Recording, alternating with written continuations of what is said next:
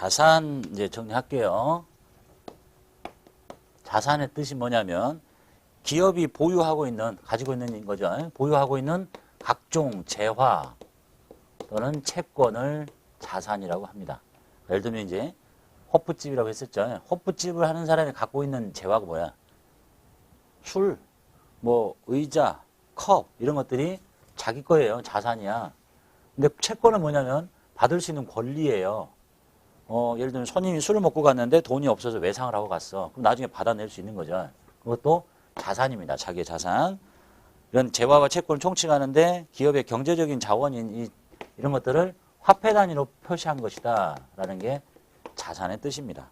쉽게 얘기하면 그냥 내가 가지고 있는 거, 가지고 있는 재화나 채권. 자, 그럼 자산을 보고할 때 아까처럼 1억 5천 이렇게 아파트 하나를 1억 5천 이렇게 보고하면 나는 알아먹지만 외부의 사람들이 자산의 종류가 엄청 많을 텐데 그냥 이렇게 분류하면 보고만 하면 되겠느냐? 자산을 좀 쪼개달라. 그래서 자산을 1년을 기준으로 유동자산과 비유동자산으로 구분합니다. 좀 더 세분화해서 보고해야 되니까. 그리고 이것도 좀 많잖아요. 너무 커. 이게 1억, 이게 5천 이렇게 하면 되겠어? 응? 못 알아먹지. 그러니까 좀 더 잘게 쪼개주세요. 자, 유동자산은 당좌자산과 재고자산으로 구분해서 보고하시고, 그 다음에 비유동자산은 투자자산, 그 다음에 유형자산, 그 다음에 무형자산, 그 다음에 나머지 갈 데가 없는 기타 비유동자산으로 이렇게 쪼개줍니다.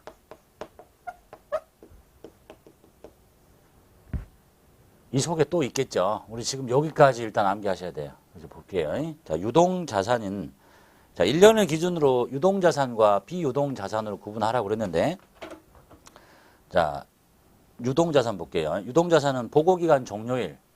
보고기간 종료일이 뭐예요? 이제 회계연도가 이렇게 있다잖아요. 보통 1월 1일부터 12월 31일 이렇게 이 날이 보고기간 종료일이잖아요. 이렇게 회계연도면. 그러니까 12월 말로부터가 아니에요.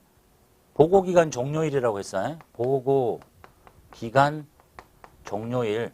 왜 12월 말이라고 하면 안 돼요? 이 끝나는 날짜가 서로 틀린 사람들이 있다니까. 법인사업자들은. 그래서 보고기간 종료일로부터 1년 이내에, 자, 요 날로부터 1년 이내에 현금화 또는 실현될 것이라고 예상되는 자산은 요쪽 라인에 적고, 이렇게요. 그 다음에, 그러면 얘는 1년 이내에 실현이 안 되는 자산이냐? 뜻이 서로 달라요.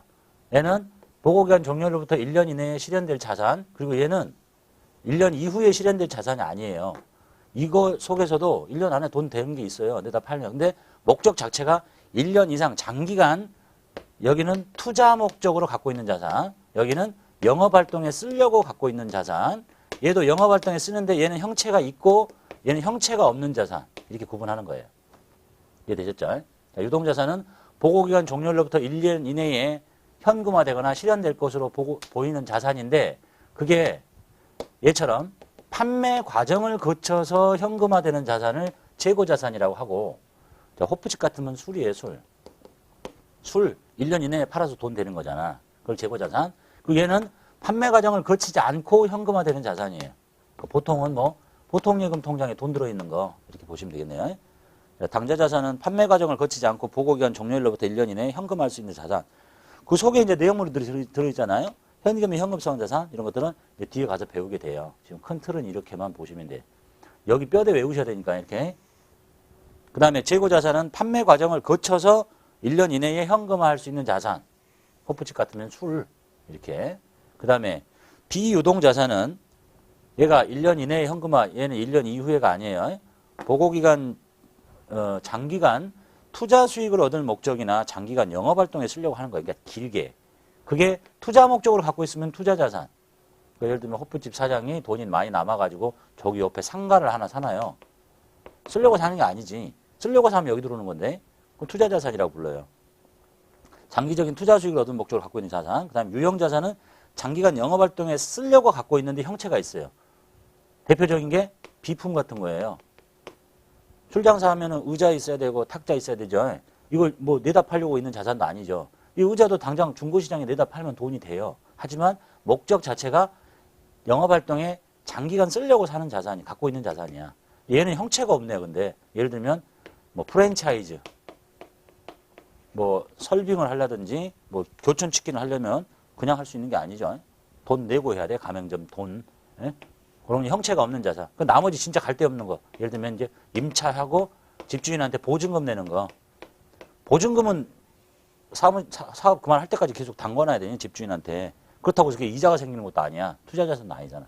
그래서 자산을 보고할 때 이 틀 외우셔야 돼. 1년을 기준으로 유동과 비유동으로 구분하고 유동자산 중에 판매 과정을 거쳐서 현금화할 수 있는 건 재고자산. 나머지 거는 당좌. 그 다음에 비유동자산은 1년 이상 장기간 영업활동에 쓰는 자산인데 형체가 있고 없고 얘는 투자 목적으로 갖고 있는 자산. 그리고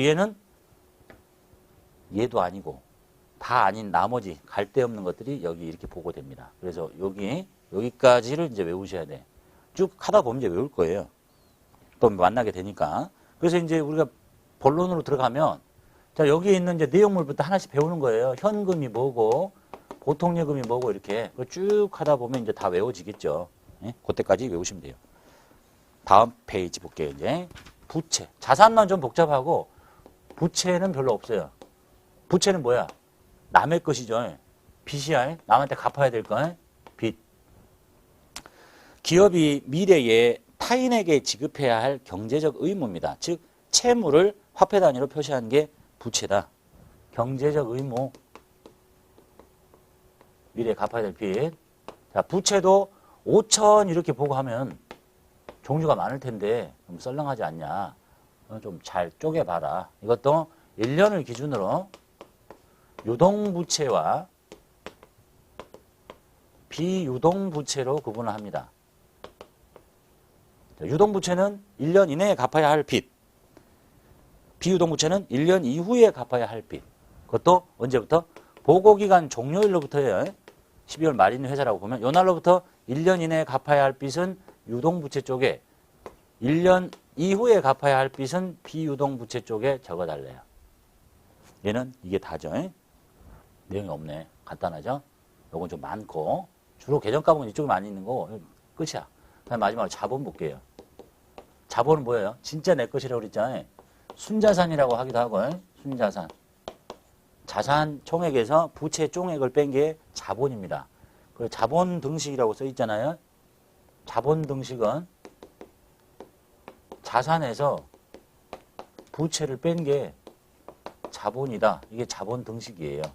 당연하잖아. 1억 5천 빚을 5천 빼봐. 그럼 이게 1억이 내 거잖아. 자본, 순자산. 자본이란 기업이 소유하고 있는 자산 총액에서 남한테 갚아야 할 부채 총액을 뺀 잔액, 즉 순자산을 말하고 등식은 이렇게 생겨 있다. 돼 있네요. 자, 그리고 이제 자본의 분류가 있어요. 자본의 분류는 여러분 급수에서는 개인 사업자를 다루니까 이렇게까지 알 필요는 없는데 객관식이나 뭐 나중을 대비해서 개인 사업자는 자본의 구조가 딱 자본금만 있습니다. 이렇게. 그 끝이야. 개인 사업자는 이게 내 돈이죠. 개인 사업자는 네 돈이 어떻게 생겼는지 별로 궁금하지도 않아.